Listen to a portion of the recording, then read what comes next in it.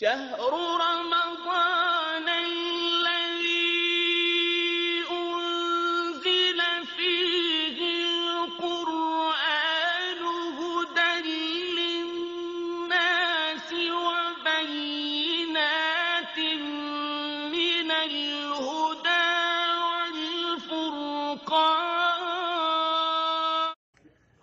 الحمد لله رب العالمين الرحمن الرحيم مالك يوم الدين والصلاة والسلام على نبينا محمد وآله وأصحابه أجمعين ومن تبعهم بإحسان إلى يوم الدين وأشهد أن لا إله إلا الله وحده لا شريك له وأشهد أن محمدا عبده ورسوله. أما بعد، معزز حاضرین، اللہ رب العالمین نے ارشاد فرمایا الذی خلق الموت والحیات لیبلوکم ایکم احسن عملا. اللہ کی ذات وہ ہے جس نے موت اور زندگی کو پیدا کیا تاکہ تمہیں آزمائے کہ تم میں سے بہتر اور اچھا عمل کرنے والا کون ہے. گویا کہ اس دنیا میں ہمارے موت اور زندگی کا جو سلسلہ اللہ رب العالمین نے قائم کیا ہے، اس کی حکمت یہ ہے کہ اللہ تعالیٰ دیکھنا چاہتا ہے کہ ہم میں سے کون آدمی بہتر عمل کرتا ہے، زیادہ نہیں کہ کون زیادہ عمل کرتا ہے، بلکہ یہ دیکھنا چاہتا ہے کہ اچھا عمل کون کرتا ہے. اسی لیے دوسری جگہ اللہ رب العالمین نے فرمایا فَمَنْ كَانَ يَرْجُو لِقَاءَ رَبِّهِ فَلْيَعْمَلْ عَمَلًا صَالِحًا وَلَا يُشْرِكْ بِعِبَادَةِ رَبِّهِ أَحَدًا. جو شخص اللہ سے ملاقات کی امید رکھتا ہو اسے چاہیے کہ وہ نیک عمل کرے، اچھا عمل کرے اور اللہ کے ساتھ کسی کو شریک نہ ٹھہرائے. اسی طرح اللہ رب العالمین نے کہا وَمَن يَعْمَلْ صَالِحًا مِّن ذَكَرٍ أَوْ أُنثَىٰ وَهُوَ مُؤْمِنٌ فَلَنُحْيِيَنَّهُ حَيَاةً طَيِّبَةً. کہ جو مومن نیک عمل کرے گا، عمل صالح کرے گا، چاہے مرد ہو یا عورت، ہم اسے خوشگوار زندگی عطا کریں گے. ان تمام آیات میں اللہ رب العالمین نے اچھا، نیک اور صالح عمل کرنے کی ترغیب دیا ہے. اسی لیے اللہ کے نبی صلی اللہ علیہ وسلم نے ارشاد فرمایا جیسا کہ مسلم کی روایت میں ہے لا تحقرن من المعروف شیئا ولو ان تلقى اخاك بوجه طلق. کہا کہ بھلائی کے کسی کام کو تم حقیر مت سمجھو، معمولی مت سمجھو، حتیٰ کہ اگر تم اپنے بھائی سے ہنستے ہوئے چہرے سے ملاقات کرو اس کو بھی حقیر مت سمجھو. دوسری روایت میں اللہ کے نبی صلی اللہ علیہ وسلم نے فرمایا لا تحقرن من المعروف شیئا ولو ان تفرغ من بلوک فی اناء المستقی. کہا بھلائی کے کسی کام کو معمولی اور کمتر مت سمجھو، حتیٰ کہ اگر تم اپنے ڈول سے پانی پینے والے کے برتن میں تم پانی ڈال دو، پانی دے دو، اس کو بھی حقیر مت سمجھو، یہ ایک نیکی ہے جس کا اجر اللہ رب العالمین تم کو دے گا. اسی لیے ایک دوسری روایت میں جو سنن اور احمد وغیرہ کی روایت ہے اللہ کے نبی صلی اللہ علیہ وسلم نے کہا لا تحقرن جارۃ لجارتها ولو فرس نشأ. کوئی پڑوسن اپنے پڑوسن کے لیے کسی چیز کو حقیر مت سمجھے اگرچہ کہ وہ بکری کی کھر ہو. کھر کا مطلب ہوتا ہے وہ جس پر جانور چلتا ہے، اس کو کوئی کھاتا نہیں، اس کو پھینک دیا جاتا ہے. اس کا مفہوم یہ ہے کہ پڑوسی کو اپنے پڑوسی کے گھر کوئی نہ کوئی سامان بھیجتے رہنا چاہیے اگرچہ کہ وہ معمولی ہو. کیوں؟ اس لیے کہ جو چیز آپ اپنے پڑوسی کے گھر بھیجیں گے وہ ایک نیکی ہوگی جو آپ کے نامہ اعمال میں لکھی جائے گی. وہ نیکی چھوٹی ہو یا بڑی آپ اسے معمولی مت سمجھیں. کیوں؟ اس لیے کہ ذرہ ذرہ جمع ہوتے سمندر بنتا ہے اور قطرہ قطرہ جمع ہوتے پہاڑ بنتا ہے. اگر ایک نیکی آپ جوڑیے اپنی 60 سالہ زندگی پر تو کتنی بڑی نیکی جمع ہو جائے گی. آپ کو لگتا ہے کہ بہت معمولی ہے، مگر نبی صلی اللہ علیہ وسلم نے کہا کہ تم کسی بھی بھلائی کے کام کو حقیر مت سمجھو. اسی لیے اللہ کے نبی صلی اللہ علیہ وسلم نے فرمایا یا ابا ذر اذا طبخت مرقۃ فاکثر ماءها وتعاهد بها جيرانك. اے ابو ذر جب شوربہ پکاؤ تو پانی زیادہ کر دو اور اس کے ذریعے اپنے پڑوسیوں کی خبر گیری کرو. یعنی وہ سالن اپنے پڑوسی کے گھر بھیج دو، جو ضرورت ہے اس سے زیادہ پانی ملا دو اور وہ اس کو اپنے پڑوسی کے گھر بھیج دو. کیوں؟ اس لیے کہ یہ تھوڑا تھوڑا کرتے جہاں آپس میں محبت اور الفت کا ذریعہ بنے گا وہیں آپ کے نامہ اعمال میں یہ نیکیاں بھی لکھی جاتی رہیں گی. اسی لیے اللہ کے نبی صلی اللہ علیہ وسلم نے کہا اتقوا النار ولو بشق تمرہ فإن لم يجد فبکلمۃ طیبہ. کہا اپنے آپ کو جہنم سے بچاؤ اگرچہ کی کھجور کا ایک ٹکڑا اللہ کی راہ میں دے کر کے ہو، اور اگر وہ بھی نہیں ملتا تو اچھی بات کرو، بہتر بات کرو، ہنسی اور خوشی والی بات کرو. یہ تمہارے لیے تم کو جہنم سے بچانے کا طریقہ ہوگا. اسی لیے بخاری اور مسلم کی ایک دوسری روایت میں ہے اللہ کے نبی صلی اللہ علیہ وسلم نے کہا الکلمۃ الطیبۃ صدقہ. اچھی بات کرنا، خوشی کی بات کرنا یہ تمہارے لیے صدقہ ہے، بھلائی کی بات ہے. ابو جریح حجیمی رضی اللہ تعالیٰ عنہ کہتے ہیں کہ ہم لوگ اللہ کے رسول کے پاس آئے کہ اللہ کے رسول ہم لوگ دیہاتی لوگ ہیں، دیہات میں رہنے والے لوگ ہیں، کوئی ایسی بات بتائیے جو ہمارے لیے فائدہ مند ہو. تو اللہ کے نبی صلی اللہ علیہ وسلم نے ان سے کہا کہ بھلائی کے کسی کام کو تم حقیر مت سمجھو، بھلائی کے کسی کام کو تم معمولی مت سمجھو، حتیٰ کہ اگر تم اپنے بھائی کے ڈول میں یا اس کے برتن میں پانی ڈالو اس کو بھی حقیر مت سمجھو، اور تم اپنے بھائی سے ہنستے ہوئے چہرے کے ساتھ گفتگو کرو، اپنے بھائی سے ہنس کر خوشی سے گفتگو کرو، اس کو بھی تم حقیر مت سمجھو. کیوں؟ یہ بھی ایک نیکی ہے، یہ بھی ایک نیکی ہے، یہ بھی ایک نیکی ہے. صحیح مسلم کی روایت میں ہے اللہ کے نبی صلی اللہ علیہ وسلم نے فرمایا کل معروف صدقہ. ہر بھلائی کا کام صدقہ ہے. ہر بھلائی جو آپ کرتے ہیں کسی دوسرے کے ساتھ اور ہر بھلائی جو آپ اپنے نفس کے ساتھ کرتے ہیں وہ ایک صدقہ ہے. صدقہ ہونے کا مطلب یہ کہ آپ کے نامہ اعمال میں درج کیا جائے گا، آپ کے نامہ اعمال میں لکھا جائے گا. اسی لیے کسی نے پوچھا اللہ کے نبی صلی اللہ علیہ وسلم سے کہ آپ ایسا عمل بتائیے جو میرے لیے جنت کو واجب کر دے، ایسا کام بتائیے جس کو میں کروں تو میرے لیے جنت واجب ہو جائے. تو نبی صلی اللہ علیہ وسلم نے فرمایا موجب الجنت اطعام الطعام وافشاء السلام وحسن الکلام. کہا کہ جنت کو واجب کرنے والی چیز لوگوں کو کھانا کھلانا، سلام پھیلانا اور اچھی گفتگو کرنا، یہ جنت کو واجب کرنے والی چیز ہے. بہت معمولی چیز ہے، اس میں آپ کو ذرا بھی محنت اور ذرا بھی مشقت نہیں برداشت کرنی ہے، مگر یہ چیزیں آپ کو جنت میں پہنچانے والی ہیں. عبداللہ بن عمرو بن عاص رضی اللہ تعالیٰ عنہ نے کہا اللہ کے نبی صلی اللہ علیہ وسلم نے فرمایا ان فی الجنت غرفۃ یرا ظاہرها من باطنها ویرا باطنها من ظاہرها. قال ابو مالک الاشعری لمن یا رسول اللہ.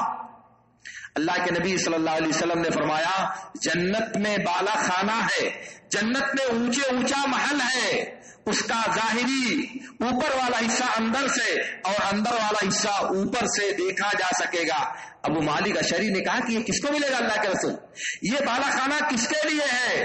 تو اللہ کے نبی صلی اللہ علیہ وسلم نے فرمایا یا لمن اطاب الکلام واطعم الطعام وبات قائما والناس نيام. کہا یہ اس شخص کے لیے ہے جو بہترین بات کرتا ہے، اچھی گفتگو کرتا ہے اور لوگوں کو کھانا کھلاتا ہے، اور جب لوگ سو رہے ہوتے ہیں تب وہ نماز پڑھتا ہے، جب وہ لوگ سو رہے ہوتے ہیں تو وہ نماز پڑھتا ہے. 3 کام: اچھی بات کرنا، میٹھی بات کرنا، لوگوں کو خوش کرنے والی بات کرنا، اور پھر لوگوں کو کھانا کھلانا، انہیں دعوت دینا، انہیں اپنے گھر مدعو کرنا، ان کے گھر کھانا بھیجنا. اور جب سب لوگ سو رہے ہوں تو رات کی نماز کا اہتمام کرنا، یہ جنت کے ان بالا خانوں کو پانے کا سبب ہے جس کا اوپر کا حصہ اندر سے اور اندر کا حصہ اوپر سے دیکھا جا سکے گا۔ اسی لیے اللہ کے نبی صلی اللہ علیہ وسلم کے پاس ایک آدمی آیا اور کہا، اللہ کے رسول مالک رضی اللہ تعالیٰ عنہ کہتے ہیں، ترمذی کی روایت ہے، کہا کہ ایک آدمی نے کہا، اللہ کے رسول ایسا عمل بتائیے جو مجھے جنت میں داخل کر دے، اگر میں اسے کروں تو وہ عمل مجھے جنت میں داخل کر دے۔ تو اللہ کے نبی صلی اللہ علیہ وسلم نے کہا، اطعم الطعام وافش السلام واطب الکلام وصل باللیل والناس نیام تدخل بجنت ربک بسلام، تدخل جنت ربک بسلام۔ کہا کہ جنت میں داخل کرنے والا عمل بتائیے، تو کیا کہا کہ لوگوں کو کھانا کھلاؤ، سلام کو عام کرو، سلام کو پھیلاؤ، اچھی بات کرو، اور جب لوگ سو رہے ہوں تو تم راتوں میں نماز پڑھو، تم سلامتی کے ساتھ، حفاظت کے ساتھ اللہ کی جنت میں داخل ہو جاؤ گے۔ یہ معمولی باتیں جو نبی صلی اللہ علیہ وسلم نے بتائی ہیں، یہ انسان کو جنت میں داخل کرنے والی ہے۔ گویا کی نیکی جو بھی نبی صلی اللہ علیہ وسلم نے سکھائی ہے اسے معمولی نہیں سمجھنا چاہیے، اسے حقیر نہیں سمجھنا چاہیے۔ اللہ کے نبی صلی اللہ علیہ وسلم نے فرمایا، کل معروف صدقہ، ضحکک فی وجہ اخیک صدقہ، دوسرا لفظ تبسمک فی وجہ اخیک صدقہ، وامرک بالمعروف صدقہ، ونہیک عن المنکر صدقہ، وارشادک الضال صدقہ، ورأیک او بصرک بعینک لمن هو ردیء البصر صدقۃ علیک۔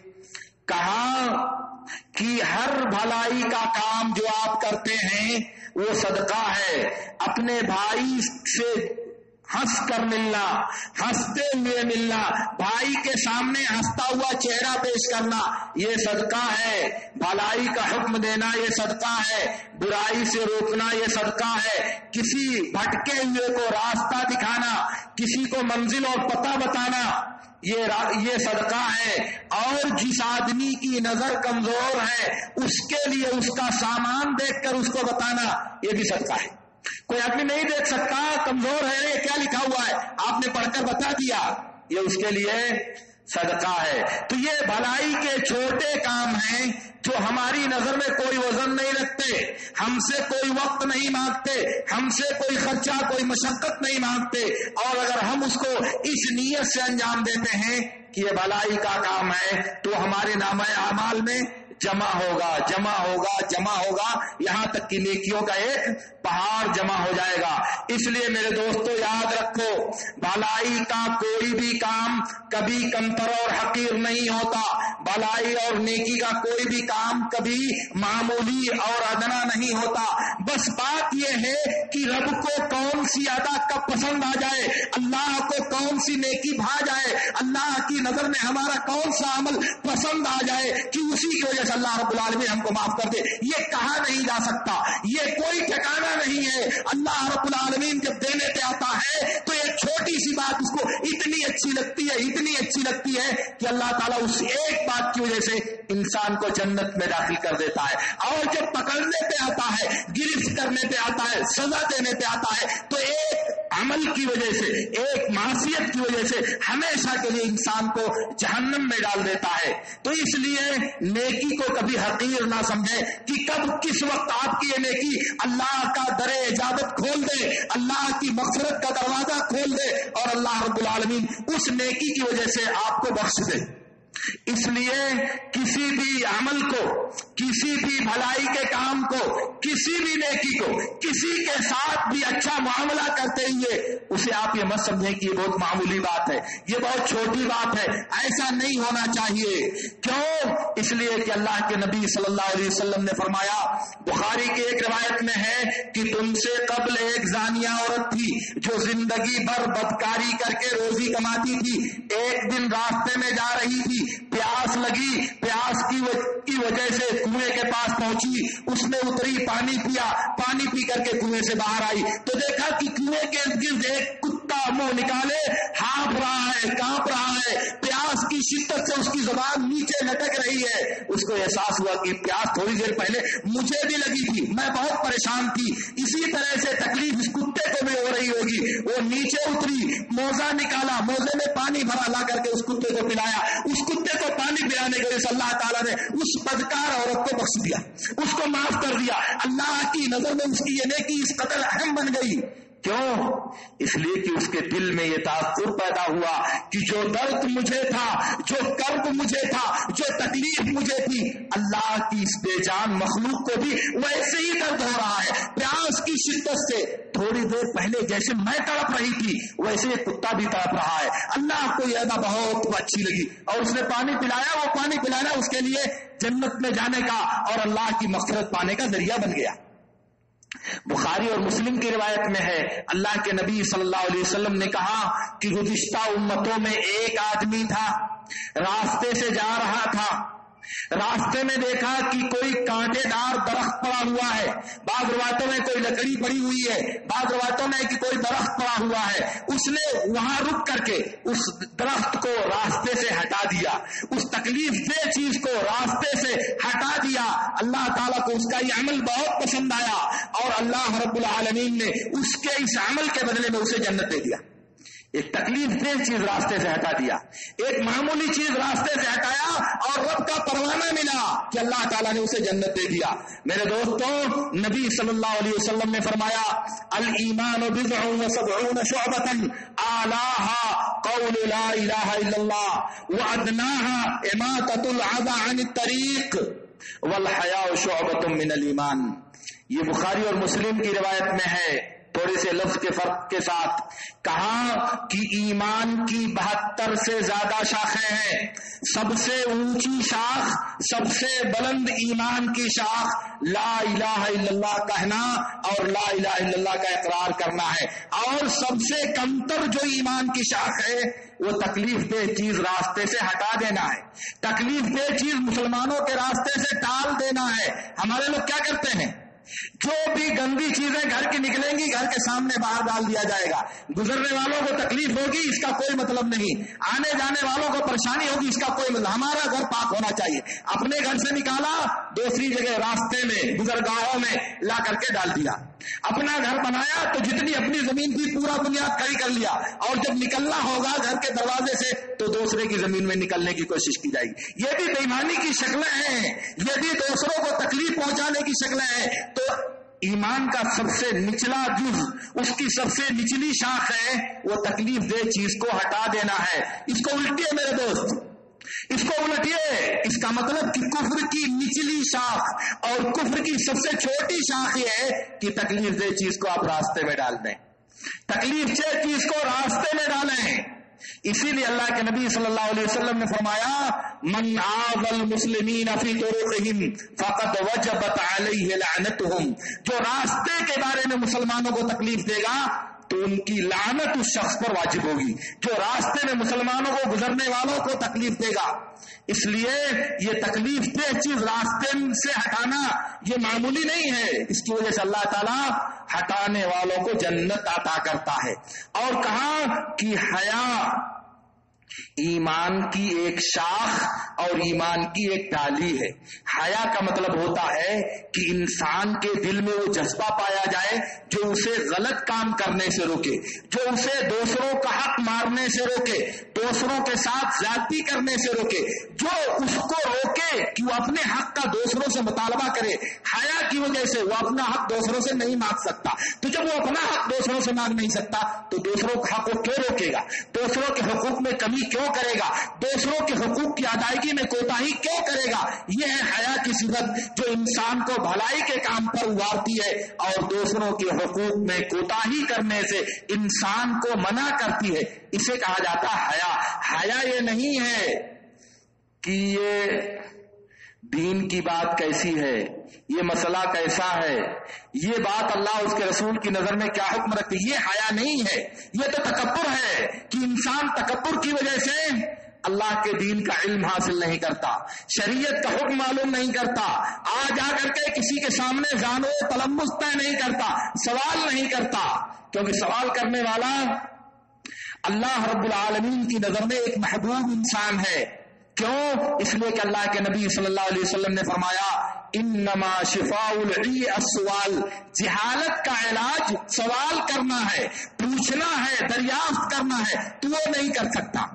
کیوں؟ اس لیے کہ اس کو حیا، یہ حیا نہیں ہے. ہمارے سماج میں اس کو غلط طریقے سے حیا کہا جاتا ہے. یہ حیا نہیں، یہ کبر ہے، یہ نخوت ہے، یہ تکبر ہے. اس لیے اس کو حیا نہ سمجھا جائے. بہرحال میں کہنے ہی چاہ رہا تھا کہ بھلائی کے کسی بھی کام کو، نیکی کے کسی بھی عمل کو ہمیں کبھی معمولی اور حقیر نہیں سمجھنا چاہیے. یہ جو ایمان کی 72 سے زیادہ شاخیں ہیں، ان کو جب ٹٹولا جائے اور نیچے تک آیا جائے تو تکلیف دہ چیز سب سے نچلے درجے میں ہے تکلیف دہ چیز کو راستے سے ہٹا دینا. اب اگر ہم نے ہٹا دیا تو ایمان کے ایک حصے پر عمل کیا، یہ ہمارے لیے ایک صدقہ ہوا، یہ ہمارے لیے بھلائی کا ایک کام ہوا. اسی طرح زندگی کے تمام مواقع پر اللہ کے نبی صلی اللہ علیہ وسلم نے فرمایا ان من الصدقۃ ان تلقى اخاك بوجه طلق، کہ تم اپنے بھائی سے ہنستے ہوئے چہرے سے ملاقات کرو، یہ تمہارے لیے صدقہ ہے. یہ ایک صدقہ ہے کہ تم ہنستے ہوئے چہرے کے ساتھ، ہنستے ہوئے بشاشت وجہ کے ساتھ اپنے بھائی سے ملاقات کرو. اس کو الٹیے. اس کا مطلب یہ ہے کہ یہ بات گناہ کی ہے، برائی کی ہے، کفر کی ایک شاخ کی ہے کہ آپ منہ بفور کر، چہرہ بگاڑ کر اور چہرے پر آسودگی لے کر اپنے بھائی سے ملاقات کریں. کوئی آدمی ہنستے ہوئے چہرے کے ساتھ اپنے بھائی سے ملاقات کرتا ہے تو لوگ سمجھتے ہیں کہ دنیا میں بہت آرام سے ہے، اس کو کوئی پریشانی نہیں، اس کو کوئی غم نہیں، اس کو پیچھے کوئی درد نہیں جو اس کو پریشان کر رہا. نہیں، یہ بات نہیں ہوتی. مگر اس کا ایمان اتنا پکا ہے کہ اگر میں ہنستے ہوئے چہرے کے ساتھ لوگوں سے ملوں گا تب بھی، اور اگر چہرہ بسور کر لوگوں سے ملوں گا تب بھی، جو میری آزمائش ہے وہ کم ہونے والی نہیں ہے.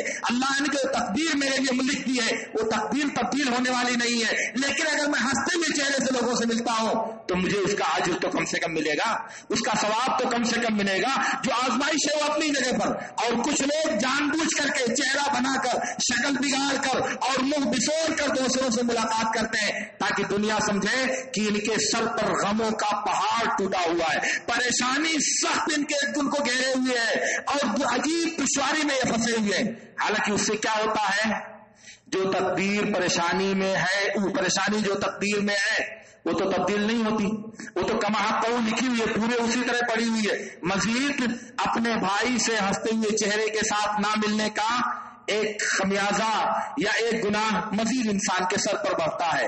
اس لیے موفق اور اللہ کی توفیق یافتہ انسان وہ ہے جو ان جیسے مواقع کو بھلائی کے لیے استعمال کرتا ہے اور بھلائی کے ان کاموں کو اپنے لیے ذخیرہ آخرت تصور کرتا ہے، اور وہ سوچتا ہے کہ زندگی کے مراحل کو اگر تقسیم کیا جائے اور زندگی کے ساعات دنوں کو اگر تقسیم کیا جائے اور ایک دن ایک نیکی اسی طرح سے ایک نیکی، ایک سلام، ایک دعا، ایک کوئی بھی چیز اور انسان جمع کرتا جائے تو آپ سوچیں کہ اگر عمر 60 سال کی ہوئی تو 60 سال میں یہ نیکی کتنا زیادہ جمع ہو جائے گی. نیکیوں کا یہ پہاڑ کتنا بڑا تیار کر لے جاؤ گے.